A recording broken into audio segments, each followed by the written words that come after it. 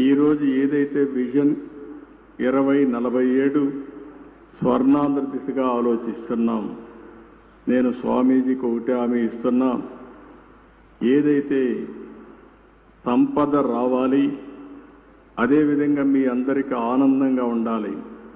సంపద ఇవ్వడంలో మేము ముందుకెళ్తాం, కానీ ఆనందంగా మీరు ఒక పద్ధతి ప్రకారం ఉండాలంటే అది స్వామీజీ వల్లనే సాధ్యం అని చెప్పి కూడా నేను మీ అందరికీ తెలియజేస్తున్నా. ఎప్పుడు కూడా యథార్థాన్ని చెప్పే పరిస్థితిలో ఉండాలి. స్పిరిచువాలిటీ కూడా మనకు ఉండాల్సిన అవసరం ఉంది. అదే సమయంలో భగవంతుడు ఆశీస్సులు కూడా మనకు ఉండాల్సిన అవసరం ఉంది. ఆ భగవంతుడికి దగ్గర చేర్చే వ్యక్తే మన పూజ్యశ్రీ స్వామీజీ అని చెప్పి కూడా నేను మీకు తెలియజేస్తున్నా. చాలామందిని చూశాం, కానీ నాదస్వరంతో మన అందరికీ సమస్యలుంటే పరిష్కారం చేసే శక్తి ఒక్క మన స్వామికే ఉండడం మనందరి అదృష్టం కూడా. ఈరోజు మళ్ళీ నేను అన్ని క్షేత్రాలు తిరుగుతానని 53 రోజులు ఈ రాష్ట్రంలో ఉన్నారంటే వారు ఇక్కడ ఉన్నంత వరకు అన్నీ కూడా మనకు శుభమే జరుగుతుంది.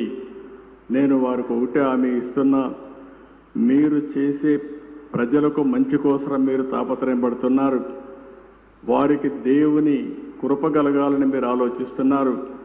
నేను కూడా ఆలోచించేది మీ యొక్క ఆశీస్సులతో ఈ ప్రజలకు ఆర్థిక స్వావలంబన జరగాలని, పేదరికం పూర్తిగా పోవాలని, ప్రజలందరూ ఆనందంగా ఉండాలని చెప్పి ఆశిస్తున్నా.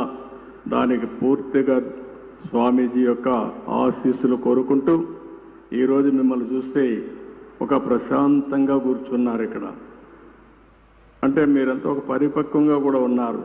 స్వామీజీ పైన నమ్మకం, ఆ నమ్మకంలో కొంత శాతం పాలకులైన నా మీద కూడా పెట్టండి.